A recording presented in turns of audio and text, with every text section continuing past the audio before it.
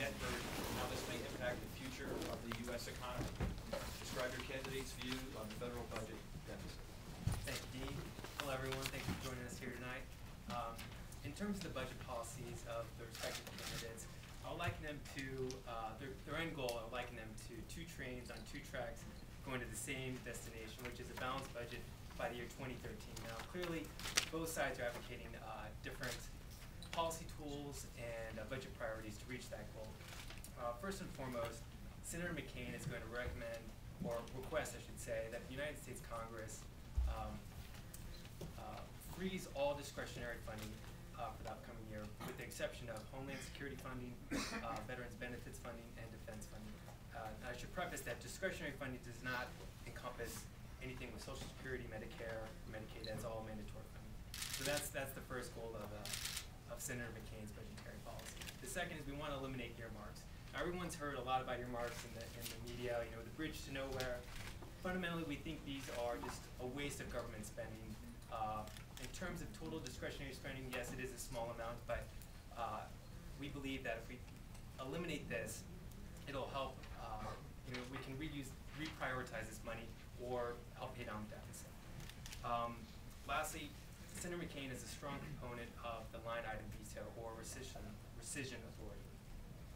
When the Congress passes an appropriation bill, say they pass the Labor, Health and Human Services and Education Appropriations Bill, and the President gets it, and the President's looking through it, and the President thinks it's a great bill, with the exception of maybe a handful of items that are just completely egregious. Now, rather than having to completely nix this entire bill, send it back to Congress, they can either overturn the President's veto, or pass a new bill. We believe that the President should just be able to strip out this funding, send that bad funding back to the Congress. They can have an up or down vote as to whether they should include that and move on. How am I doing on time, sir? Oh, well, thank you.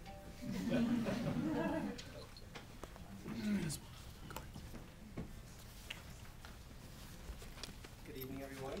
What I'm going to talk to you tonight about is Obama's plan for the budget. And I'm going to talk to you about three important things. I'm going to talk to you about responsible, careful budget management under Obama's plan. I'm going to talk to you about the long-term growth potential that exists under his plan, and why the McCain policy for dealing with the budget is not a solution for our country. The first thing is the responsible cuts to spending. McCain's advocating a cut across the board. It's what the candidates called the hatchet versus the scalpel.